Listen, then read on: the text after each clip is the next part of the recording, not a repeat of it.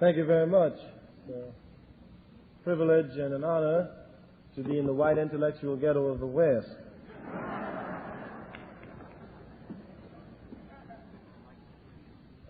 We wanted to do a couple of things before we started. The first is that based on the fact that SNCC, through the articulation of its program by its chairman, has been able to win elections in Georgia, Alabama, Maryland, and by our appearance here will win an election in California.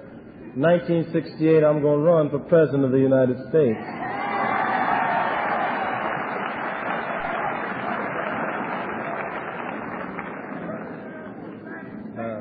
I just can't make it because I wasn't born in the United States. That's the only thing holding me back. We wanted to say that this is a student conference, as it should be, held on a campus, and that we're not ever to be caught up in the intellectual masturbation of the question of black power. That's a function of people who are advertisers that call themselves reporters.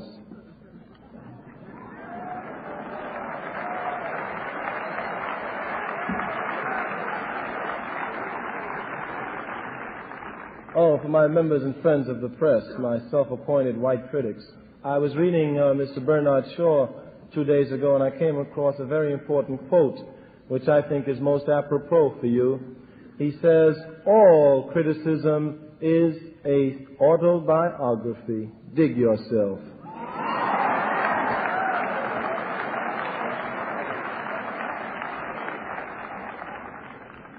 Okay.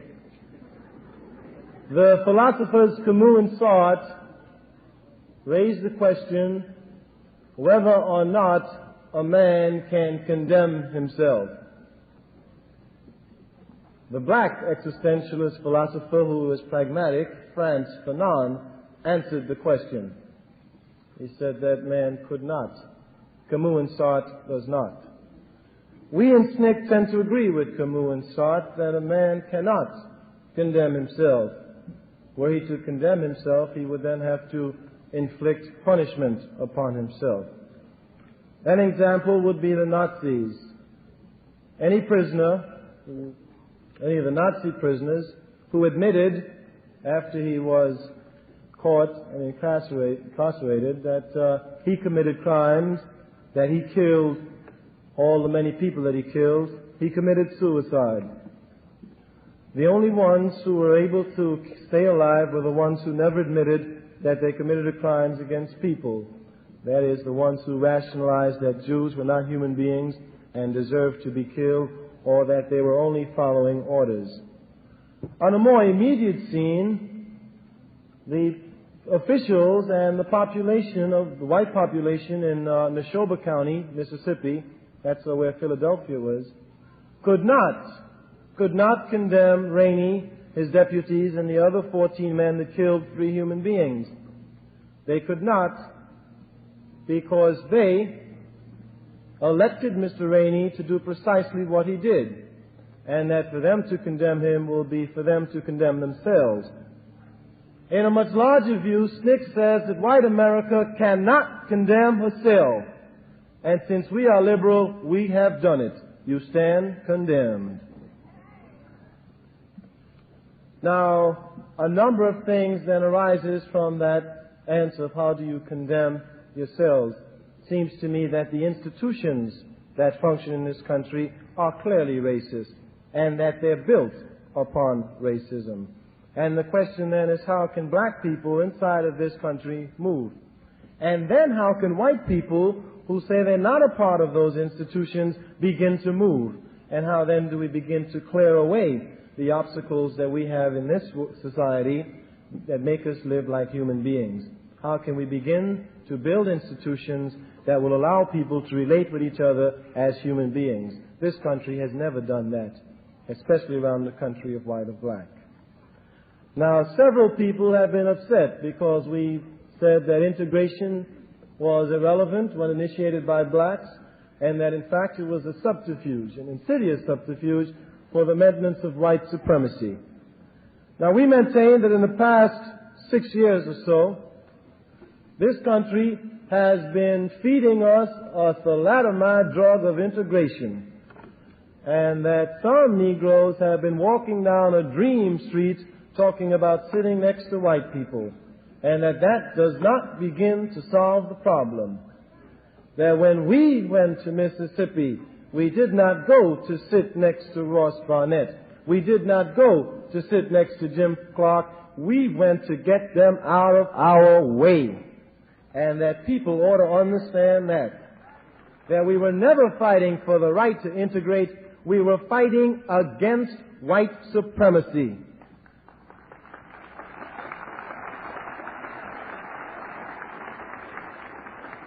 Now then, in order to understand white supremacy, we must dismiss the fallacious notion that white people can give anybody their freedom. No man can give anybody his freedom. A man is born free. You may enslave a man after he is born free. And that is in fact what this country does. It enslaves black people after they're born. So that the only act that white people can do is to stop denying black people their freedom. That is, they must stop denying freedom. They never give it to anyone. Now, we want to take that to its logical extension so that we could understand then what its relevancy would be in terms of new civil rights bills. I maintain that every civil rights bill in this country was passed for white people, not for black people.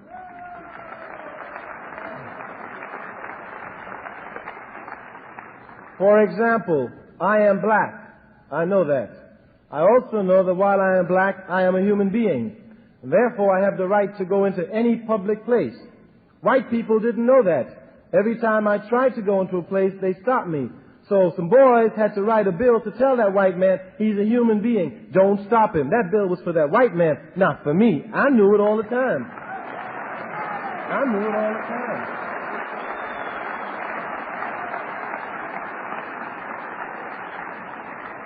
I knew that I could vote and that wasn't a privilege, it was my right.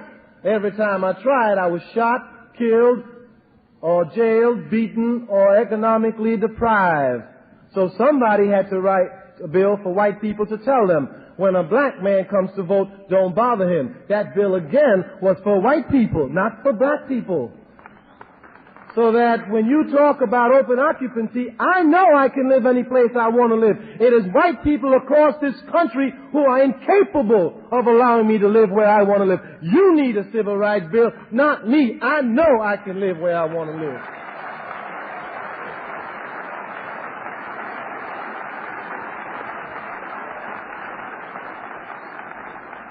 So that the failure to pass the civil rights bill isn't because of black power, isn't because of the Student Nonviolent Coordinating Committee, is not because of the rebellions that are occurring in the major cities. It is incapability of whites to deal with their own problems inside their own communities. That is the problem of the failure of the civil rights bill.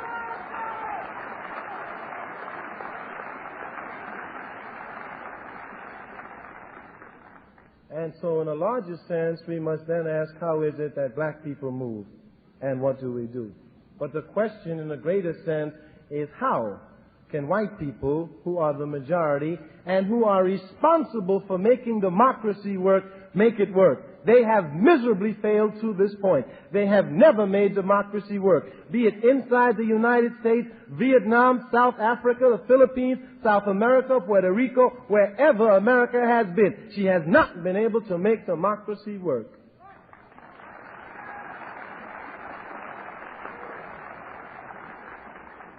So that in a larger sense, we not only condemn the country for what is done internally, but we must condemn it for what it does externally. We see this country trying to rule the world, and someone must stand up and start articulating that this country is not God and cannot rule the world.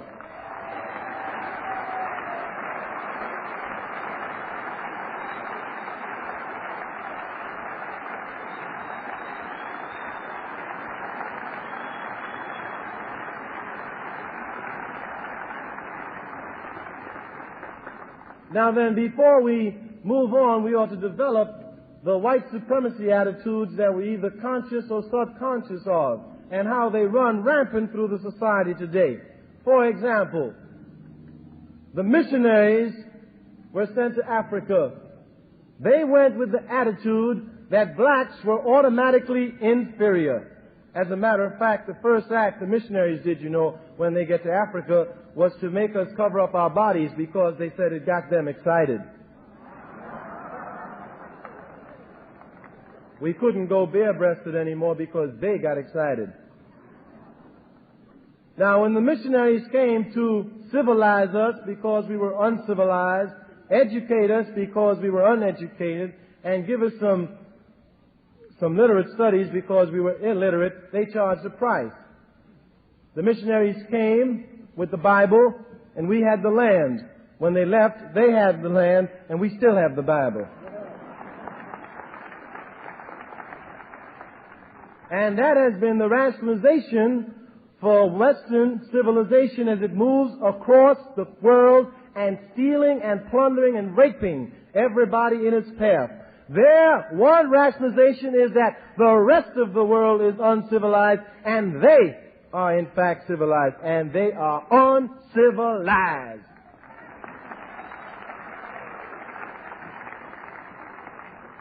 And that runs on today, you see, because what we have today is that we have what we call modern-day Peace Corps missionaries, and they come into our ghettos, and they head start, upward lift, bootstrap, and upward bound us into white society.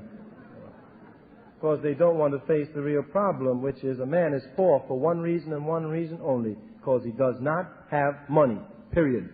If you want to get rid of poverty, you give people money, period. And you ought not to tell me about people who don't work and you can't give people money without working, because if that were true, you'd have to start stopping Rockefeller, Bobby Kennedy, Lyndon Baines Johnson, Lady Bird Johnson, the Standard Oil, the Gulf Club, all of them. Including probably a large number of the Board of Trustees of this university.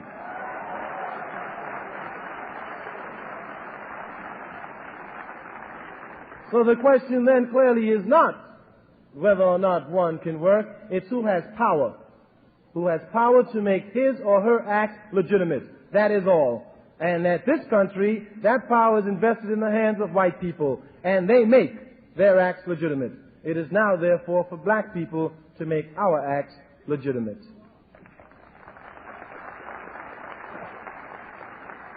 Now, we are engaged in a psychological struggle in this country, and that is whether or not black people will have the right to use the words they want to use without white people giving their sanction to it.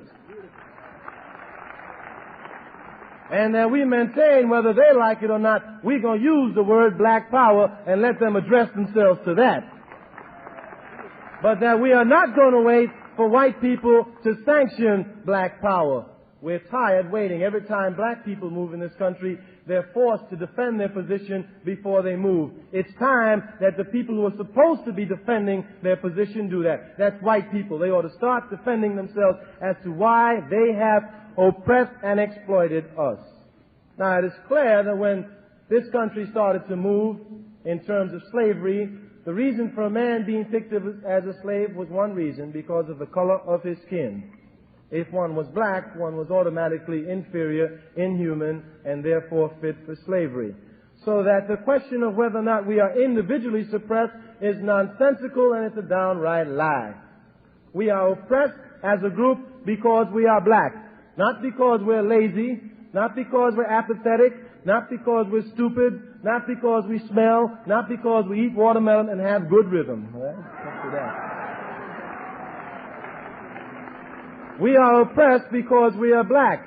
And in order to get out of that oppression, one must wield the group power that one has, not the individual power which this country then sets the criteria under which a man may come into it.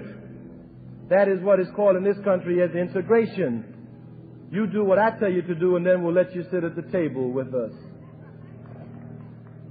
And that we are saying that we have to be opposed to that. We must now set a criteria, and that if there's going to be any integration, it's going to be a two-way thing. If you believe in integration, you can come live in what?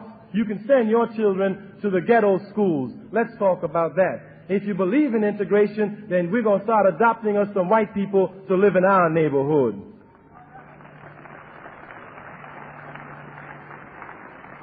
So it is clear that the question is not one of integration or segregation. Integration is a man's ability to want to move in there by himself. If someone wants to live in a white neighborhood and he is black, that is his choice. It should be his right. It is not, because white people will not allow him.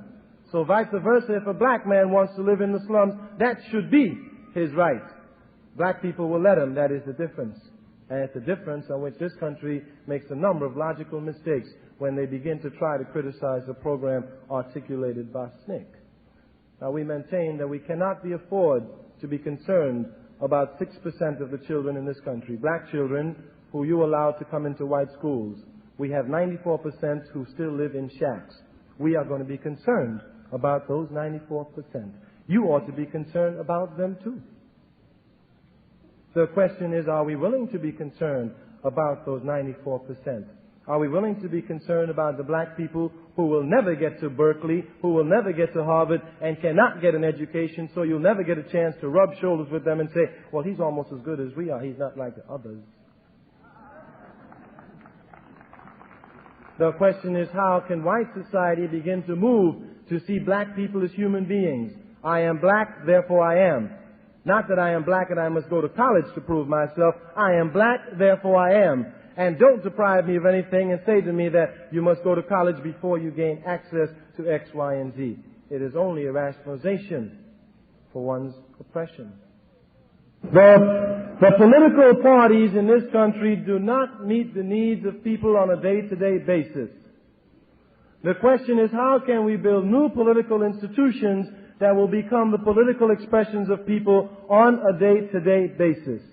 The question is, how can you build political institutions that will begin to meet the needs of Oakland, California? And the needs of Oakland, California is not 1,000 policemen with submachine guns. They don't need that.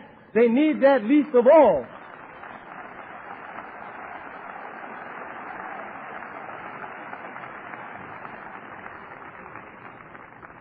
The question is, how can we build institutions where those people can begin to function on a day-to-day basis, where they can get decent jobs, where they can get decent houses, and where they can begin to participate in the policy and major decisions that affect their lives. That's what they need, not Gestapo troops, because this is not 1942, and if you play like Nazis, we're playing back with you this time around. Get hip to that.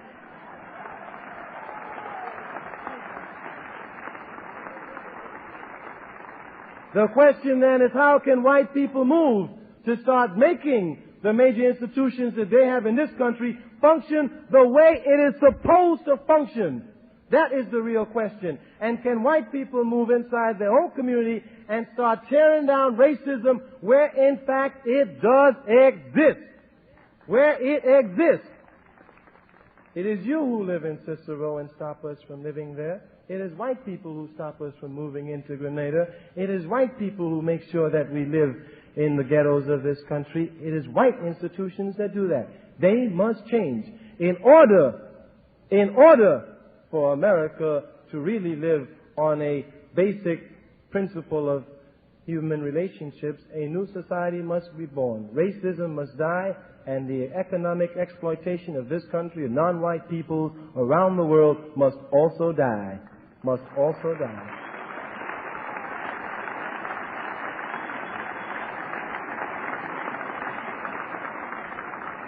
Now, there are several programs that we have in the South amongst some poor white communities. We're trying to organize poor white on a base where they can begin to move around the question of economic exploitation and political disfranchisement. We know, we've heard the theory several times, but few people are willing to go into there. The question is, can the white activist not try to be a Pepsi generation who comes alive in a black community, but can he be a man who's willing to move into the white community and start organizing where the organization is needed? Can he do that?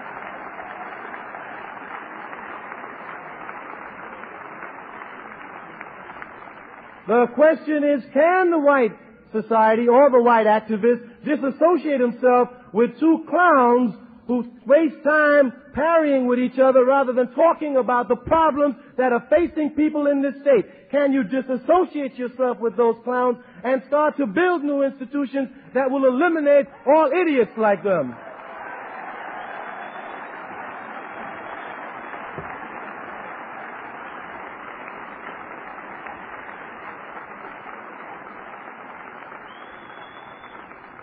And the question is, if we are going to do that, when and where do we start and how do we start? We maintain that we must start doing that inside the white community. Our own personal position politically is that we don't think the Democratic Party represents the needs of black people. We know it don't. And that if, in fact, white people really believe that, the question is if they're going to move inside that structure, how are they going to organize around a concept of whiteness based on true brotherhood and based on stopping exploitation, economic exploitation, so that there will be a coalition base for black people to hook up with. You cannot form a coalition based on national sentiment. That is not a coalition.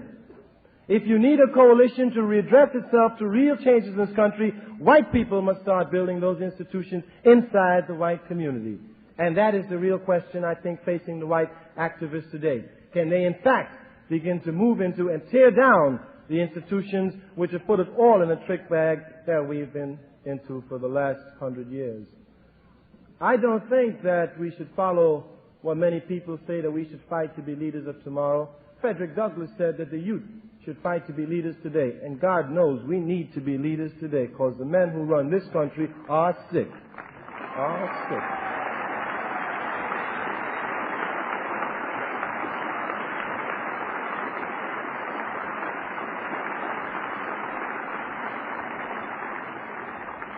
So that can we, on a larger sense, begin now, today, to start building those institutions and to fight to articulate our position, to fight to be able to control our universities. We need to be able to do that. And to fight to control the basic institutions which perpetuate racism by destroying them and building new ones. That's the real question that faces us today. And it is a dilemma because most of us do not know how to work. And that the excuse that most white activists find is to run into the black community. Now, we've maintained that we cannot have white people working in the black community, and we've made it on a psychological ground. The fact is that all black people often question whether or not they are equal to whites, because every time they start to do something, white people are around showing them how to do it. If we are going to eliminate that for the generation that comes after us, then black people must be seen in positions of power, doing and articulating for themselves. For themselves.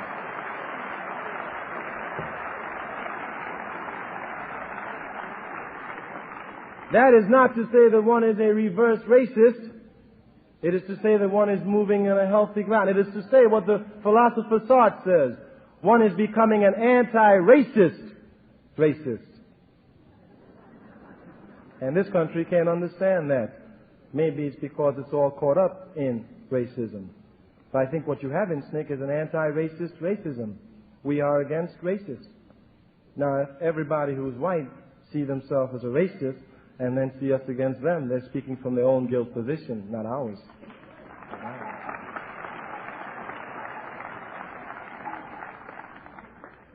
Now then, the question is, how can we move to begin to change what's going on in this country? I maintain, as we have in SNCC, that the war in Vietnam is an illegal and immoral war.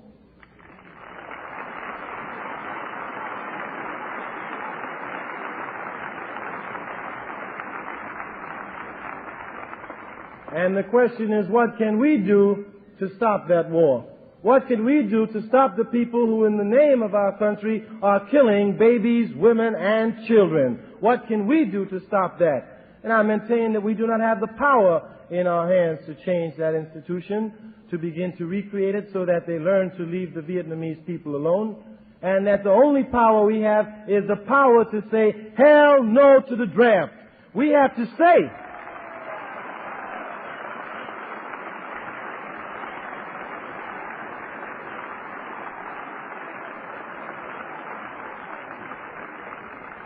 We have to say to ourselves that there is a higher law than the law of a racist named McNamara.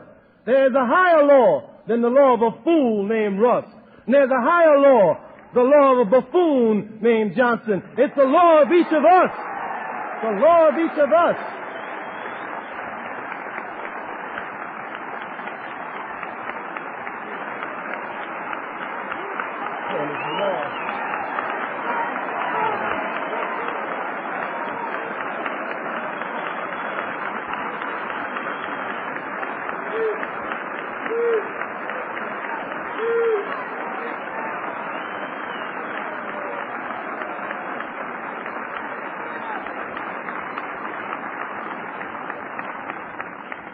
It is the law of each of us saying that we will not allow them to make us hired killers. We will stand packed. We will not kill anybody that they say kill. And if we decide to kill, we're going to decide who we're going to kill.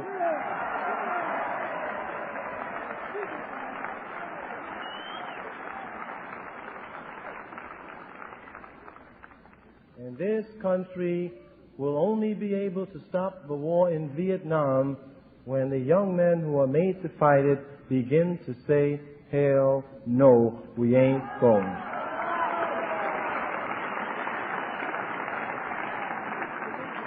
Now then, as a failure, because the peace movement has been unable to get off the college campuses where everybody has a 2S and not going to get drafted anyway.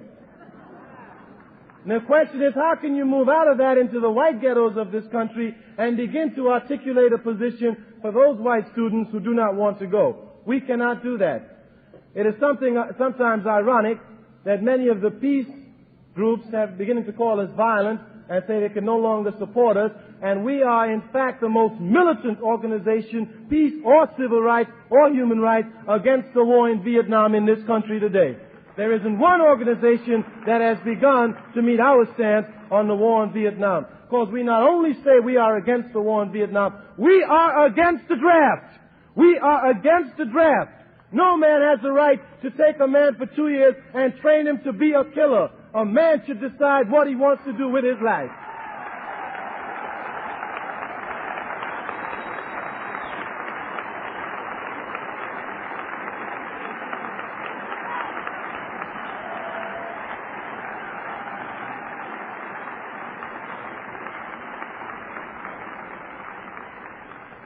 So the question then is, it becomes crystal clear for black people, because we can easily say that anyone fighting in the war in Vietnam is nothing but a black mercenary, and that's all he is. Anytime a black man leaves a country where he can't vote to supposedly deliver the vote for somebody else, he's a black mercenary. Anytime a black man leaves this country, gets shot in Vietnam on foreign ground, and returns home and you won't give him a burial in his own homeland, he's a black mercenary. The black mercenary. And that even if I were to believe the lies of Johnson, if I were to believe his lies that we're fighting to give democracy to the people in Vietnam, as a black man living in this country, I wouldn't fight to give this to anybody. I wouldn't give it to anybody.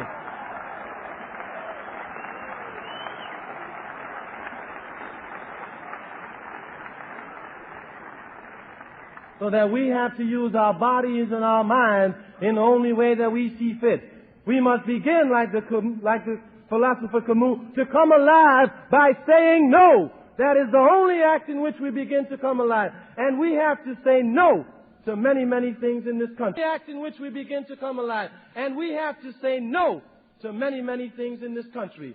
This country is a nation of thieves. It has stole everything it had, beginning with black people. Beginning with black people.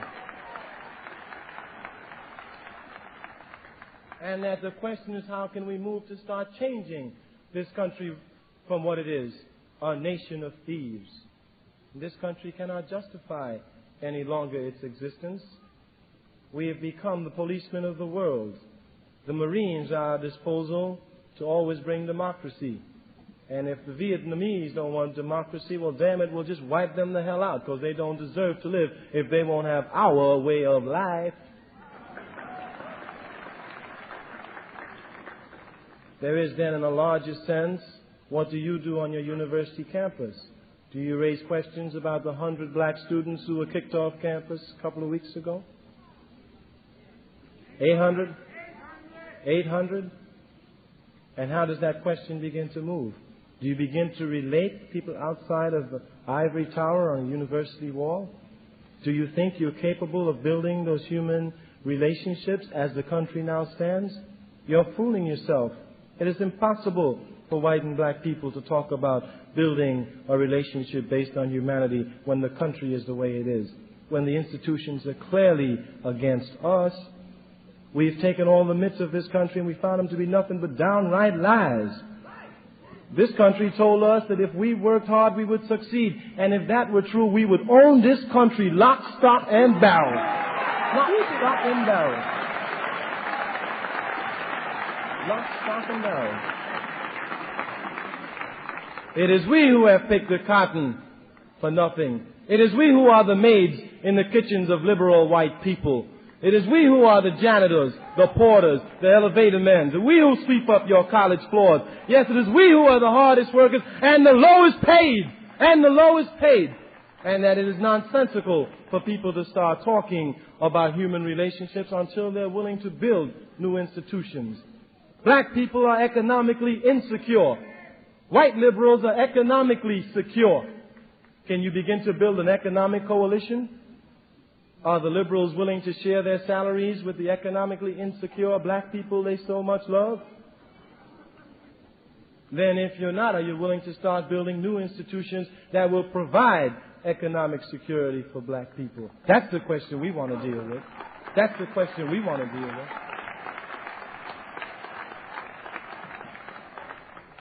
We have to seriously examine the histories that we have been told. But we have something more to do than that.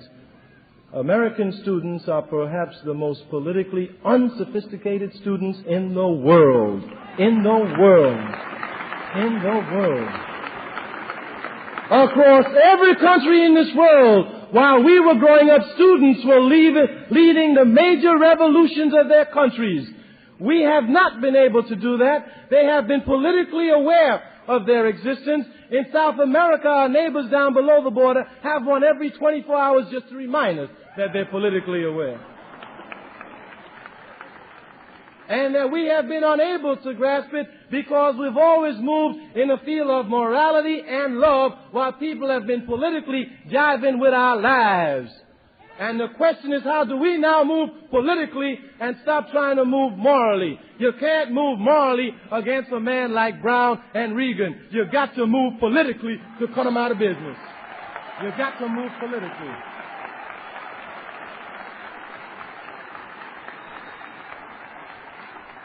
You can't move morally against Lyndon Baines Johnson because he is that immoral man. He doesn't know what it's all about. So you've got to move politically. You've got to move politically. And that we have to begin to develop a political sophistication, which is not to be a parrot. The two-party system is the best party in the world. There is a difference between being a parrot and being politically sophisticated. We have to raise questions about whether or not we do need new types of political institutions in this country, and we insist maintain that we need them now. We need new political institutions in this country. And anytime Lyndon Baines Johnson can head a party which has in it Bobby Kennedy, Wayne Morse, Eastland, Wallace, and all those others supposed to be liberal cats, there's something wrong with that party. They're moving politically, not morally. And that if that party refuses to see black people from Mississippi and goes ahead and sees racists like Eastland and his clique, it is clear to me that they're moving politically and that one cannot begin to talk morality to people like that. We must begin to think politically and see if we can have the power to impose and keep the moral values that we hold high. We must question the values of this society. And I maintain that black people are the best people to do that because we have been excluded from that society. And the question is, we ought to think whether or not we want to become a part of that society. That's what we want to do.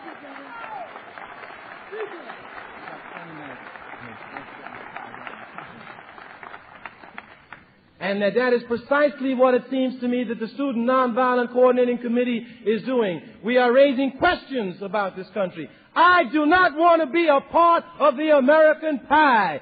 The American pie means raping South Africa, beating Vietnam, beating South America, raping the Philippines, raping every country you've been in. I don't want any of your blood money. I don't want it.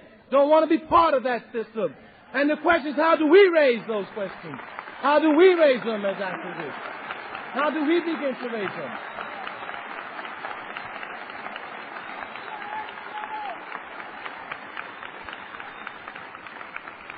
We have grown up and we are the generation that has found this country to be a world power, that has found this country to be the wealthiest country in the world. We must question how she got her wealth.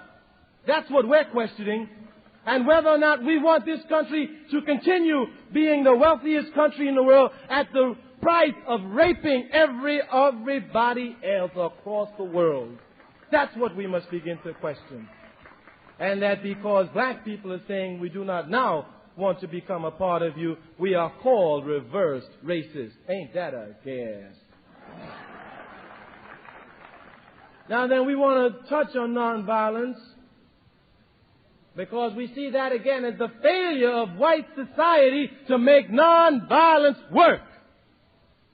I was always surprised at Quakers who came to Alabama and counseled me to be nonviolent, but didn't have the guts to start talking to James Clark to be nonviolent.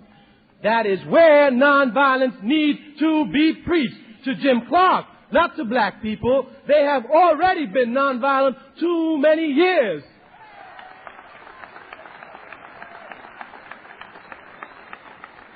The question is, can white people conduct their nonviolent schools in Cicero, where they belong to be conducted, not among black people in Mississippi?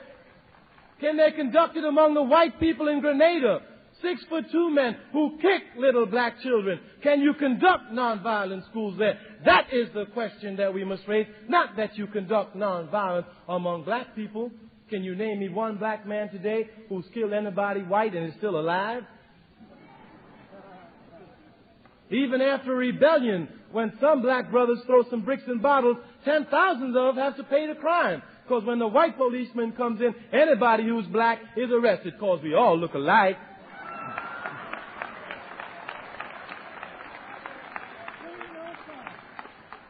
So that we have to raise those questions. We, the youth of this country, must begin to raise those questions. And we must begin to move to build new institutions that's going to speak to the needs of people who need it. We are going to have to speak to change the foreign policy of this country. One of the problems with the peace movement is that it's just too caught up in Vietnam.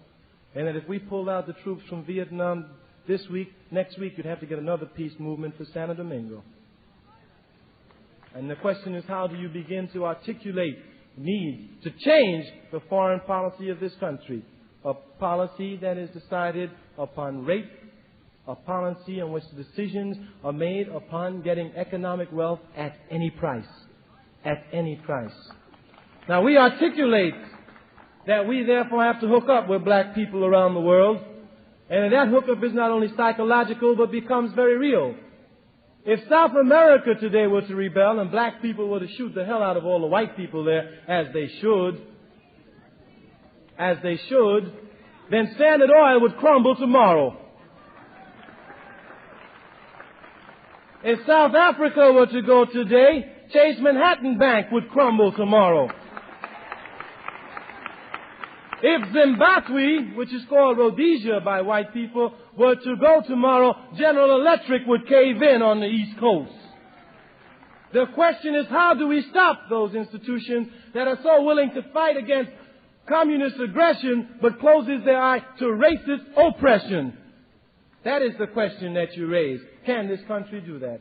Now, many people talk about pulling out of Vietnam. What will happen? If we pull out of Vietnam, there will be one less aggressor in there. We won't be there. We won't be there. And so the question is, how do we articulate those positions? And we cannot begin to articulate them from the same assumptions that the people in the country speak, because they speak from different assumptions than I assume what the youth in this country are talking about. That we're not talking about a policy or aid or sending Peace Corps people in to teach people how to read and write and build houses while we steal their raw materials from them. Is that what we're talking about? Because that's all we do. Well, underdeveloped countries need information on how to become industrialized so they can keep their raw materials where they have it, produce them, and sell it to this country for the price it's supposed to pay. Not that we produce it and sell it back to them for a profit and keep sending our modern-day missionaries in, calling them the sons of Kennedy.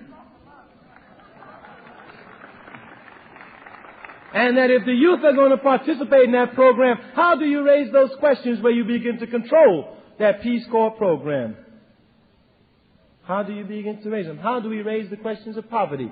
The assumption for this country is that if someone is poor, they are poor because of their own individual blight. Oh, they weren't born on the right side of town. They had too many children. They went in the army too early. Their father was a drunk. They didn't care about school. They made a mistake. That's a lot of nonsense. Poverty is well calculated in this country. It is well calculated. And the reason why the poverty program won't work is because the calculators of poverty are administering it. That's why it won't work.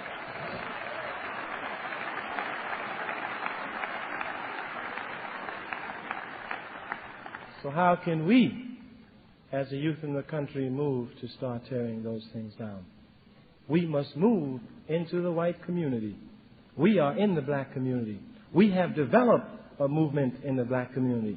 The challenge is that the white activist has failed miserably to develop the movement inside of his community.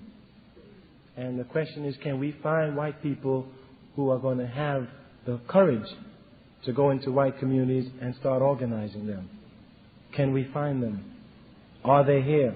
And are they willing to do that? Those are the questions that we must raise for the white activists.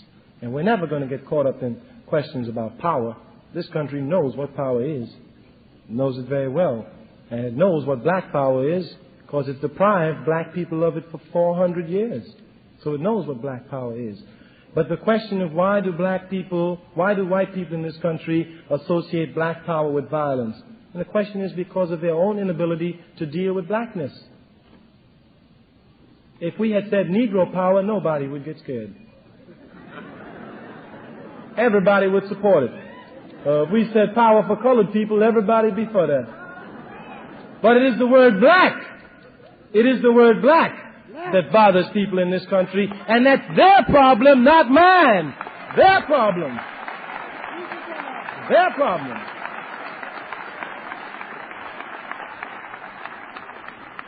Now, there's one modern-day lie that we want to attack and then move on very quickly, and that is the lie that says anything all black is bad. Now, you're all college university crowd. You've taken your basic logic course. You know about a major premise, a minor premise. So people have been telling me anything all black is bad. Let's make that our major premise. Major premise. Anything all black is bad. Minor premise or particular premise. I am all black. Therefore.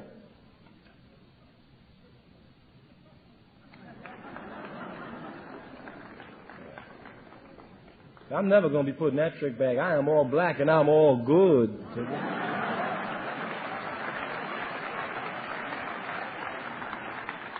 Anything all black is not necessarily bad. Anything all black is only bad when you use force to keep whites out. Now that's what white people have done in this country, and they're projecting their same fears and guilt on us, and we won't have it. We won't have it. Let them handle their own fears and their own guilt. Let them find their own psychologists. We refuse to be the therapy for white society any longer. We have gone mad trying to do it. We have gone starved, raving mad trying to do it. I look at Dr. King on television every single day, and I say to myself, now there is a man who is desperately needed in this country. There is a man full of love. There is a man full of mercy. There is a man full of compassion. But every time I see Lyndon on television, I said, Martin, baby, you got a long way to go.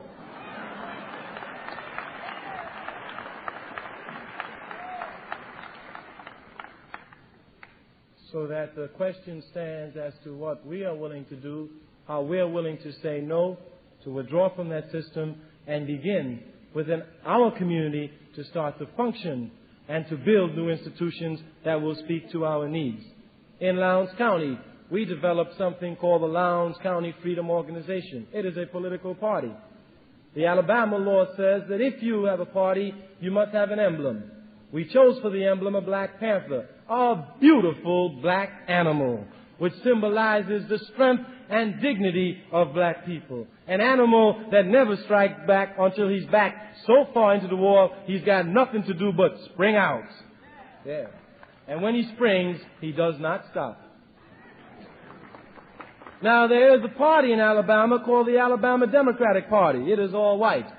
It has as its emblem a white rooster and the words white supremacy for the right. Now, the gentlemen of the press, because they're advertisers and because most of them are white and because they're produced by that white institution, never calls the Lowndes County Freedom Organization by its name, but rather they call it the Black Panther Party. Our question is, why don't they call the Alabama Democratic Party the White Cock Party?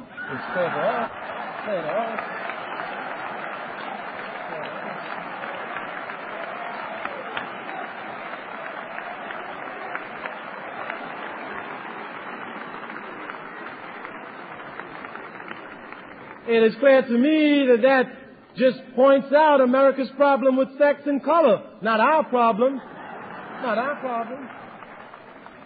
And it is now white America is going to deal with those problems of sex and color. If we were to be real and to be honest, we would have to admit that most people in this country see things black and white. We have to do that. All of us do. We live in a country that's geared that way. White people would have to admit that they are afraid to go into a black ghetto at night. They are afraid. That's a fact. They're afraid because they'd be beat up, lynched, looted, cut up, etc., etc. That happens to black people inside the ghetto every day, incidentally. And white people are afraid of that. So you get a man to do it for you, a policeman. And now you figure his mentality where he's afraid of black people. The first time a black man jumps, that white man gonna shoot him. He's going to shoot him. So police brutality is going to exist on that level because of the incapability of that white man to see black people come together and to live in the conditions. This country is too hypocritical, and that we cannot adjust ourselves to its hypocrisy. The only time I hear people talk about nonviolence is when black people move to defend themselves against white people. Black people cut themselves every night in the ghetto. Don't anybody talk about nonviolence. Lyndon Baines Johnson is busy bombing the hell out of Vietnam. Don't nobody talk about nonviolence. White people beat up black people every day. Don't nobody talk about nonviolence. But as soon as black people start to move, the double standard comes into being. You can't defend yourself. That's what you're saying. Because you show me a man who would advocate aggressive violence that would be able to live in this country. Show him to me. The double standards again come into itself. Isn't it ludicrous and hypocritical for the political chameleon who calls himself a vice president in this country? So, to stand up before this country and say looting never got anybody anywhere? Isn't it hypocritical for Lyndon to talk about looting, that you can't accomplish anything by looting and you must accomplish it by the legal ways?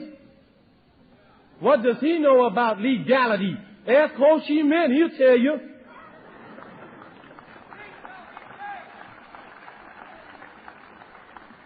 So that in conclusion, we want to say that number one, it is clear to me that we have to wage a psychological battle on the right for black people to define their own terms, define themselves as they see fit, and organize themselves as they see it. Now the question is, how is the white community going to begin to allow for that organizing? Because once they start to do that, they will also allow for the organizing that they want to do inside their community. It doesn't make a difference because we're going to organize our way anyway. We're going to do it. The question is how we're going to facilitate those matters, whether or not it's going to be done with 1,000 policemen with submachine guns, or whether or not it's going to be done in a context where it is allowed to be done by white people warding off those policemen. That is the question. And the question is, how are white people who call themselves activists ready to start move into the white communities on two counts, on building new political institutions to destroy the old ones that we have, and to move around a concept of white youth refusing to go into the army, so that we can start then to build a new world. It is ironic to talk about civilization in this country. This country is uncivilized. It needs to be civilized. It needs to be civilized.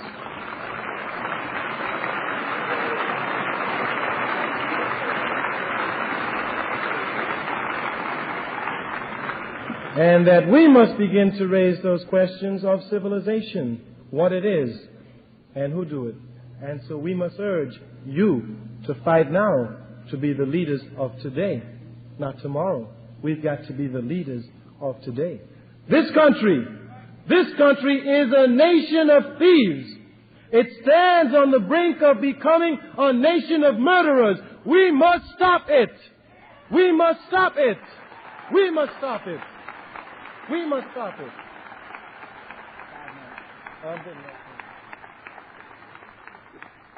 And then, therefore, in a larger sense, is the question of black people. We are on the move for our liberation. We have been tired of trying to prove things to white people. We are tired of trying to explain to white people that we're not going to hurt them. We are concerned with getting the things we want, the things that we have to be able to function. The question is, can white people allow for that in this country? The question is, will white people overcome their racism and allow for that to happen in this country? If that does not happen, brothers and sisters, we have no choice but to say very clearly, move over or we gonna move on over you. Thank you.